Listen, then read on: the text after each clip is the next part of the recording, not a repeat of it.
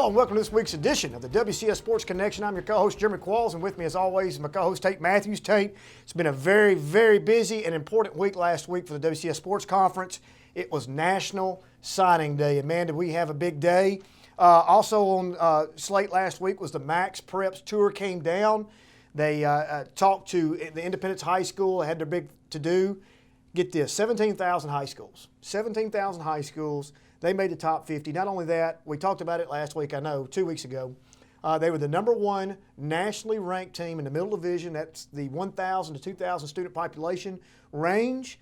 And they finished 31st overall. I mean, that is an unbelievable accomplishment that they've made this year. Yeah, it was. And it was a great team. It's one of the best that we've seen in the state in a long time. And it's fun to get that national recognition. You know, when you talk about great high school football, usually Tennessee's not one of the states that comes up first, but it's with the recruits that we're signing out of here now and the exposure we're getting there, we're starting to get a lot of spotlight on football here in Middle Tennessee, and Independence was a big part of that. That's nice for them to be recognized like that. Well, they were the only undefeated team in the state. They finished number one in the state, all classifications. And should have. We've had that argument how fun it would have been. A +1? Yes, the plus. Matter of fact, we would have been better if it's a +2. So we have Ravenwood and them play, and then possibly BA and one other team play. But anyway, number one in the state, number one in the nation in the middle division, 31st, just unbelievable. Their class right now, their senior class football-wise, they have three pretty high-profile players we're going to speak of. National Signing Day happened on Wednesday of last week. We had, as you can see from the map, we span nationally all the way across 13 states. It has now grown since then 14 states. It was 66 kids, 67 kids. It's now 68 kids, and the list is extensive. But let's look at our football standout, starting with Independence, starting with the number one team. As you can see, Nate Johnson. Nate Johnson blew the internet up, broke Twitter for about 30 minutes. At 7:10 a.m., he decided to make his decision and announcement on all the media outlets at Independence High School. Obviously, he has his table up there, has the hats. He has Notre Dame, Miami, and Michigan. As you well know, Coach Hardball came down and talked to, it met with a home visit late. You know, he broke the internet on that, went viral. The father posted a picture of him hitting the dab with Coach Hardball.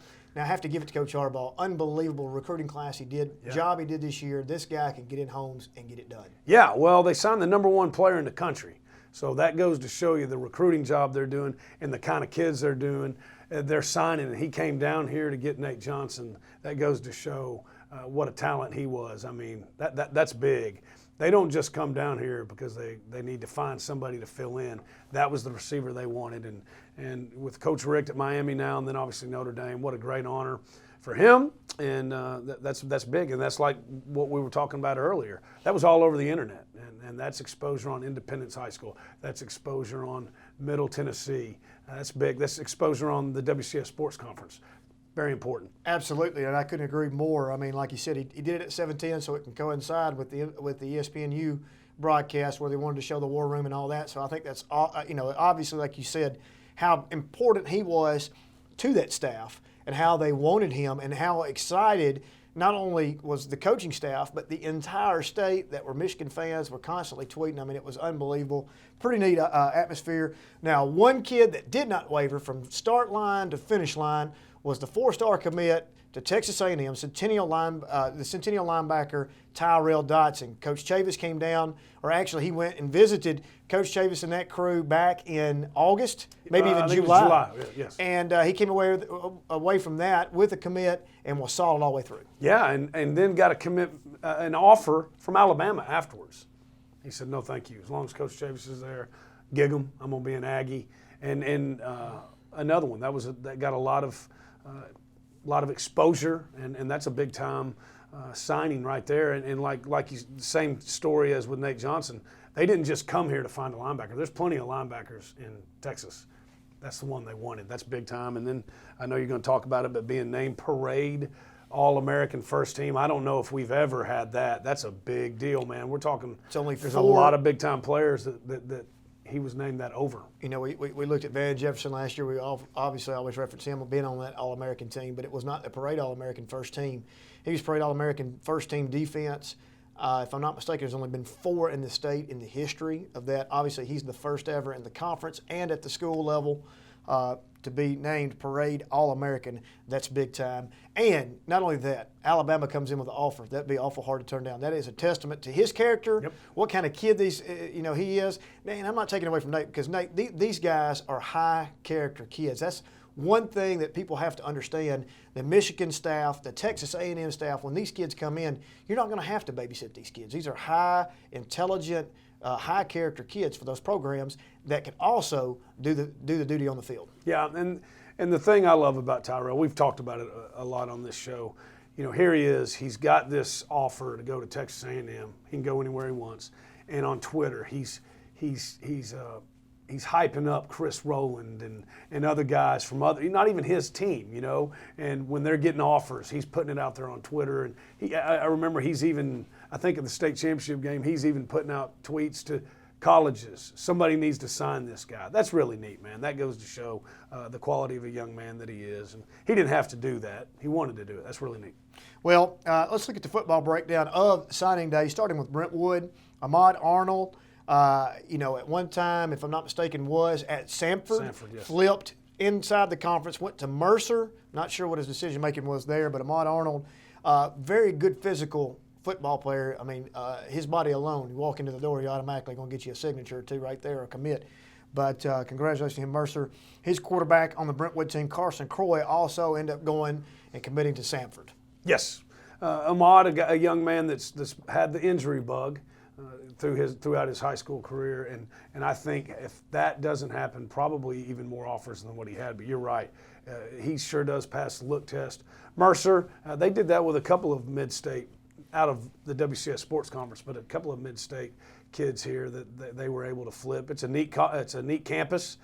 It's right there in Macon, close to Florida. They got a lot of good things going for him, so I'm sure once they got him on campus, that's what it was. He decided he wanted to be a part of that. But Carson Croix, when you're talking about the Croix brothers, you're getting a tough kid. And he's a kid. He'll go down there, and he will work himself into a playing role, I bet.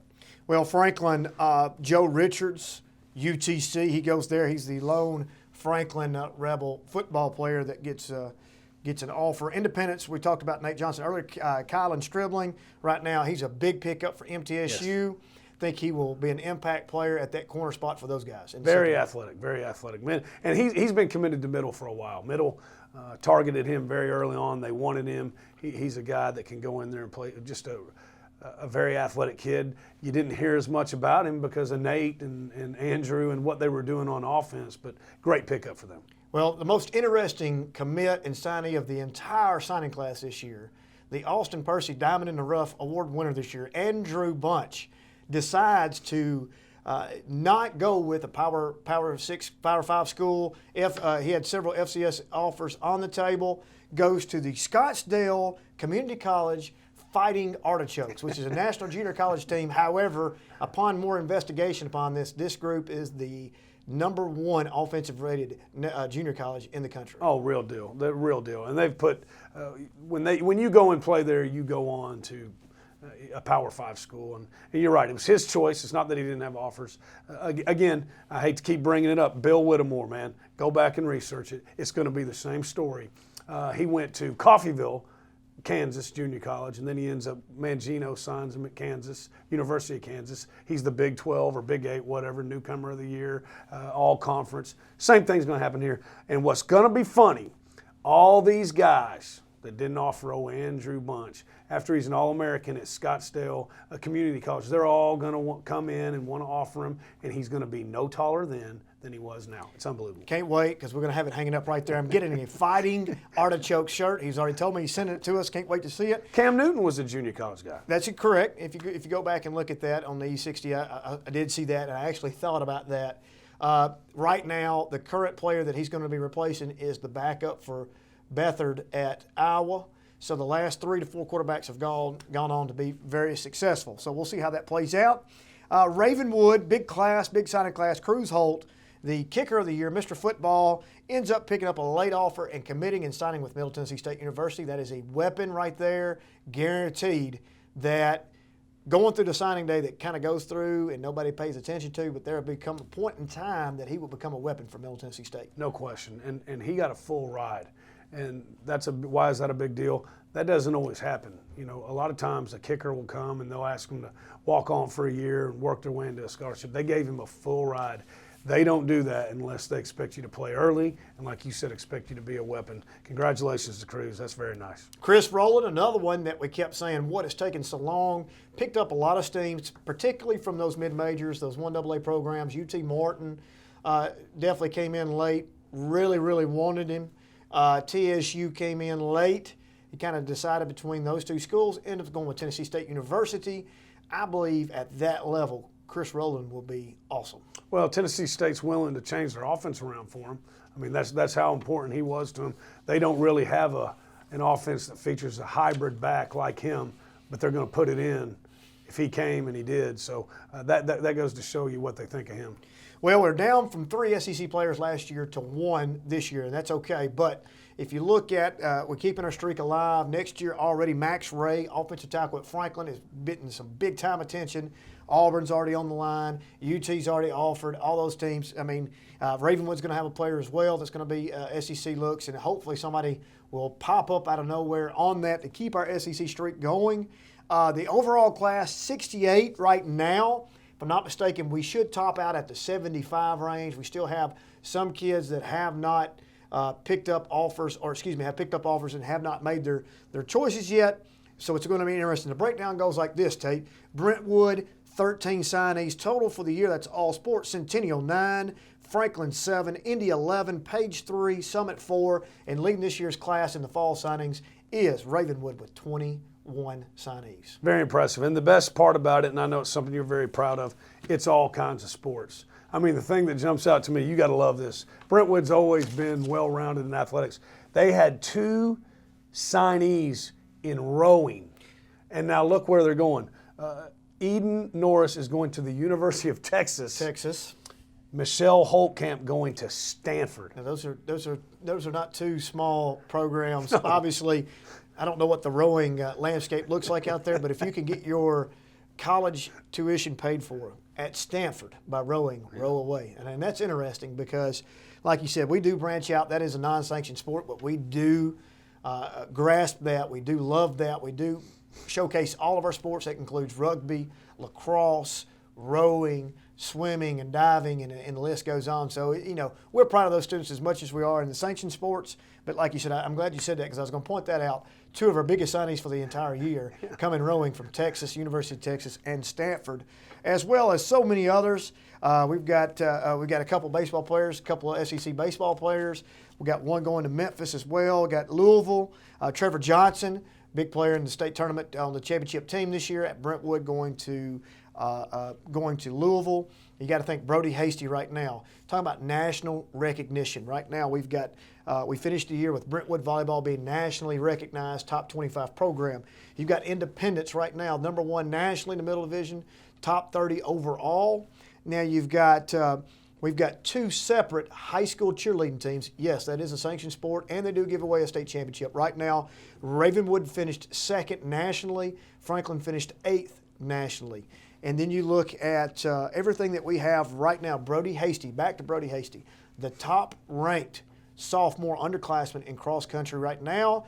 Brentwood also has the number 1 bowler in the country who couldn't even participate in the TWSAA state championships because he's already won a PBA tournament and won some money. That's amazing. 1, it's amazing that that's a rule. But 2, what a stud, man. I mean, that's big time. Well, you think about that. His amateur status obviously is when he won the tournament. But talking about being nationally recognized, you know, we keep saying a driving force here in the WCS is being nationally recognized in the arts, in the academics, and the athletics. Well, I'm going to tell you right now, this year, right now at this point in time, we're taking care of business. The athletic side is handling that. We're being nationally recognized, and we are being more successful in almost every facet up to this point. You know, we talk about this all the time. There have been 5 sanctioned TWSAA state championships in the fall. WCS Sports Conference has 4 of them. Very impressive. We have 7 total state championships if you include the 2 football and the 2 cheerleading. That's right. And like we said, 2 football, I mean, there's only 8 classes, we had 2 of them. Pretty big. That's correct. And you got wrestling individual state tournaments coming up. We should have a few winners there. Cole Iller at Centennial being one of the favorites there, and that's just the tip of the iceberg. Chris Rowland being the favorite in the 152 from Ravenwood. Tristan Roa from Brentwood. I mean, we have many kids that could have an opportunity to win. Well, and then we had the state duels this past weekend. We had three teams in there, Page, in the AAA, and then Centennial and Independence. That's very strong. And that's a maximum amount we can put in. That's right. So we had 3 put in. So, I mean, it's just what a year it's been up to this far. Now, basketball time. You know it's my favorite time? We are literally on the last week of the regular season before district tournament. Now, you've got March Madness. You've got Augusta weekend for the Masters, and you got district tournament. Those are my 3 favorite in no particular order in all sporting events. Super Bowl just finished up. That would probably finish 4th behind the district tournament in basketball. I'm just going to tell you, unless the Titans are playing. We're not in any danger of that anytime soon. No. But District 11 AAA right now is a log jam, Tate. It's going to be fantastic. I'm telling you right now, if you want to see good basketball, come out to one of these tournaments, either the girls' side or the boys' side. It's going to be, the parity is there. It's interesting. Any team can win on any given night. Right now on the girls' side, we have a team that's kind of head and shoulders above everybody. Boys' side, same way. Let's start with the girls right now. District 11 AAA, Dixon County behind Lily Carter, superstar. Need to come see her play because she's going to be playing at Vanderbilt next year. 21-3, 9-1, beat Indy 54-35. Their win streak is at 5, Tate. Yeah, like you said, they're head and shoulders the best right now. But Brentwood's proven they can be beat. A big part of that is you got to get her in foul trouble. Easier said than done.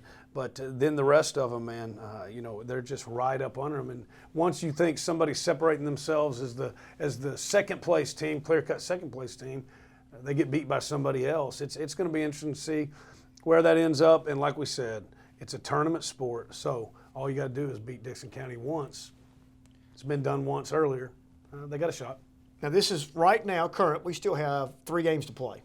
2 games by the time this airs. Now this could absolutely change complete complexion from 2 to 7th place. Actually 2 to 6 in the girls' side can completely swap. So let's look at where they're sitting right now. Ravenwood sitting in second, 7-2 in the conference. Beat Centennial Page at a win streak of 2. Summit. Coach Goodwin can't say enough about the job Mariska Harris has done with Ravenwood. Can't say enough about what Josh Goodwin has done down at Summit. They are at 500, 11-11. But here's the more important stat. They are at 5-4 in district play. Beat Centennial. Best win, if you ask me. Biggest quality win. Brentwood was a big win. Could be a down year for them. Could be arguing that. Centennial, best quality win up to date, 42-32. Their win streak is at 3, and that's what you want to see going into this week. Yeah, and Centennial had beaten them earlier in the year. They turn around and beat them now. They beat Brentwood twice. That's what I was going to say. They look like they're sitting at 11-11, but it looks like they're really coming into form. They're playing very well.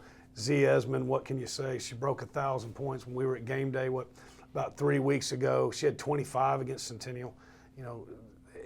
And the most important part about it is they're focusing on stopping her. And she's still scoring in the 20s. She's a talent, man. They just seem to be playing very well. You talk about Coach Hill, Coach Harris, what a great job they've done. I don't know that Coach Goodwin, when you start looking at it, that he might be doing the best job of any of them. And the Lady Spartans are extremely young. You talk about Z. Z is another player that's an underclassman. You know that some offers will be coming rolling here for a year. Next year when we talk about the signing class, Z. Esmond's name will be on this list. Sitting in 4th place, they were dead 2 weeks ago. They have gotten themselves from the depths. Brentwood sitting in 4th place, 9-11, 4-5 in the district. They lost to Franklin, however, with a little hiccup there. They're at 1 game loss on their losing streak. It's going to be interesting to see who they have left, to see how that's going to play. Franklin right now also 11-11, but they're 4-5 in the district play. Beat Brentwood and Indy. They got to have a 2-game win streak right now. Jody Hill, also another 1,000-point scorer this year, looking to play pretty good. Franklin's kind of that team that is you don't want to match up with in the first round of the district tournament. I think so. You're right. I think that Brentwood win shows what they're capable of doing. They're getting better. Coach Barnwell's first year there as a head coach. So, probably a little bit of getting to know each other, feeling each other out. They've been together during the summer and the fall, but still, this is their first time playing games together. And Franklin's another team. It seems like all of our girls' teams are, but they're another team that's young. Jody Hill, you mentioned the 1,000-point. I think she's a junior too. That's really impressive how many 1,000-point club juniors we have in this conference. But you're right. Come tournament time, I don't think anyone really wants to see Franklin either. Let's not forget about Holly Harris. She's sitting there as a sophomore, averaging probably anywhere between 12 and 15 points a game. So she'll eclipse the 1,000-point mark. They look to go, behind her. She's usually pretty much the go-to person. So it's interesting, and I can see the problem with not wanting to play them. Yep. In the first round. Sixth place right now, Centennial. Now, we've talked about Coach here all along. What a job, 17-6. However, his mojo has not come in district play this year thus far. He's 4-6. He's two games below 500.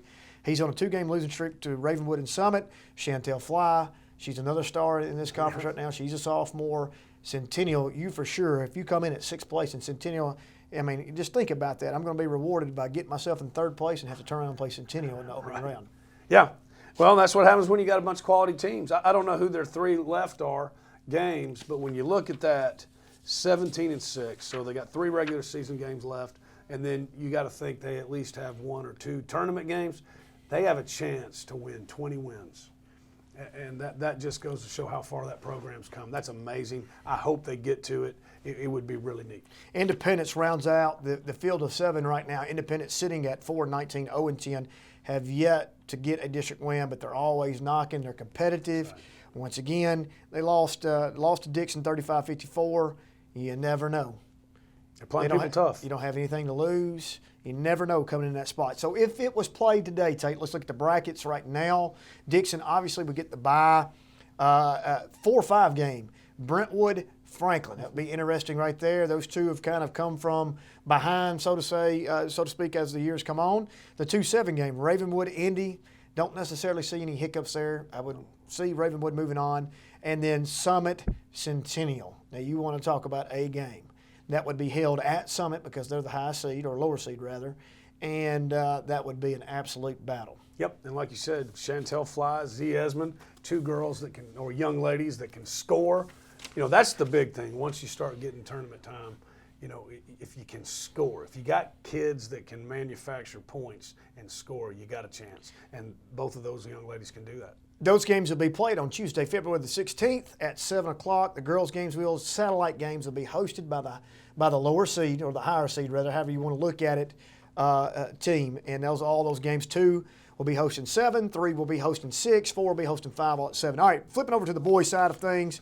Out of 11 AAA, man, right now, Independence High School, behind the play of Murphy Brothers, behind the play of Malcolm Walker, Pierre Watkins, the list goes on and on. They're 22-1.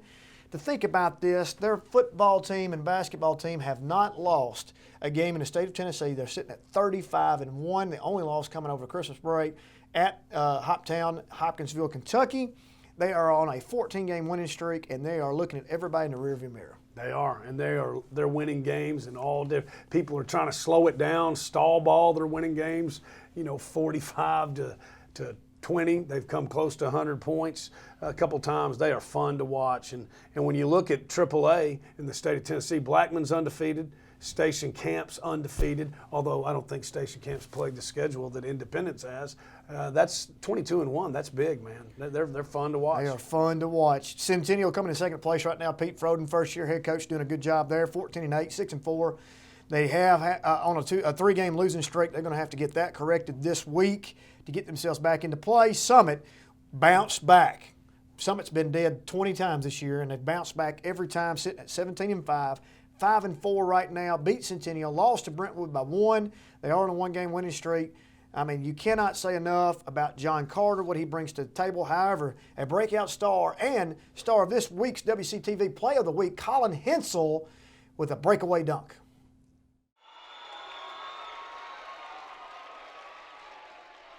Off the back iron, and Carter comes away with it. No foul called on the rebound. Unbelievable. Way up front. Oh, and the touch pass. Burdick! Henson send it home! Henson with a big slam, and that will be the end of it. Henson with a breakaway dunk. Put it in the books, Creed Henderson. That's our play of the week.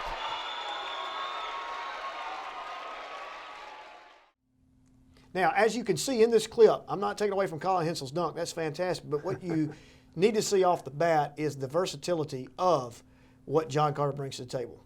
He gets a rebound, he's triple teamed, he's on his back foot, and he still gets the pass away. Now, it was a deflection. I'm sure he'll tell you, hey, that was meant to be. But whatever the case, it worked out well. Worked out well, and it was a score. So, and you're right, John Carter. How fun is he to watch? But Colin Henson, he's really becoming the X factor. Jaden Lewis is another guy. But when those two guys play well, I think they can beat anybody. Colin with 28 points. He is really turning into be a very nice player. Just as a sidebar, Colin Henson was part of the signing day festivities. He signed with Carson Newman in soccer, so it'll be interesting to see what position and how he plays there. Now, Centennial in third, Brentwood in fourth, 9-15, above 500. Look out for the Bruins. Right now, they're on a one-game winning streak. Ravenwood, 12-11, lost to Page over the weekend, 83-65. Now, I'm going to say this: Saturday game, playing against Page. Guys probably didn't want to be there. Whatever the case may be, the girls' game was close too. I think the girls ended up only winning by 4 at Ravenwood. Ravenwood loses to Page, but they did beat Centennial. So Coach Whitlock's group, I don't want to get matched up with them as well. Dixon sitting in 6th. Franklin boys right now 1-8 in the district. Lost to Brentwood at any. Round out the 7 teams. Now let's look at the bracket as if it was played today, Tate. Indy obviously getting the bye. Brentwood versus Ravenwood in the 4-5 game. You get the Battle of the Woods at Brentwood. Don't think that Coach Whitlock is not thinking we've got to win this week to get out of that game. Centennial versus Franklin, 2-7 game. There you got the Battle of Franklin. Now back to Brentwood, Ravenwood. They have split. Centennial, Franklin. Centennial has won both. So it'd be an interesting matchup there to see if Franklin can figure out what's going on with Centennial. And then the 3-6 game, Summit and Dixon. That scares me. They have a split. Dixon has beaten Summit earlier this year. Yeah, but I like the way Summit's playing, and I think they've got it figured out. I don't think that'll happen again. If I was Dixon, I would not. That's the last team I'd want to see is Summit because of the athleticism. It's matchups, man, kind of like Centennial Franklin. Centennial is not a good matchup for Franklin. I know they'd like to try to get out of that too, but a lot of good teams in there. And that Ravenwood game, woo. Brentwood's got, 9-15? But they've won like 5 of their last 7. They're coming into form now. Imagine the crowd there. This is to go to advance or go home. It'll be a fun one. The boys will play satellite games just like the girls on Wednesday. 2 will host 7, 3 will host 6, 4 will host 5. We'll give you more information on that. This week's last-minute roundup here, Tate. This week's game so important. Brentwood at Centennial, and they also host Dixon. Need to win one of those two to try to stay in play. Summit at Franklin, at Indy versus Ravenwood. Tough schedule for that bunch to see how that comes out. Ravenwood versus Franklin, and then at Summit, as we mentioned, Franklin versus Summit, at Ravenwood, and versus Centennial. Tough Man, I'm telling you, it's got a lot of water to come under the bridge to see how it happens, but it's going to be fun. Stay tuned for the exciting news that we have. We'll talk about it next week. Ron Adelot, former Riverdale coach, comes to the WCS Sports Conference, specifically the WMAA, as the new head coach of the Mill Creek Mavericks. It's going to be a fantastic story. We'll talk about it next week. Thank you for joining us on the WCS Sports Connection. We'll see you next time.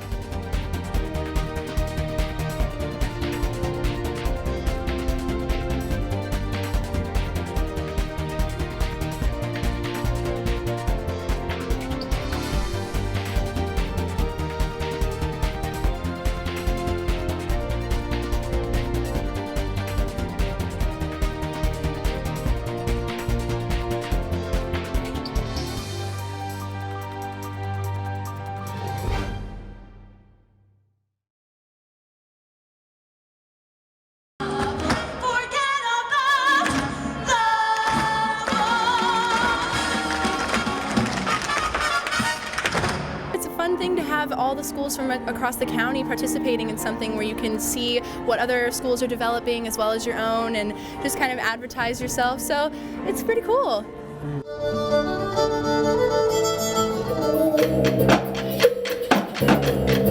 This is called the Art Throwdown, and it's all about taking art from the individual realm and bringing it into the public realm. You don't get to see art being made and created, and this is an opportunity to showcase art being made in real time.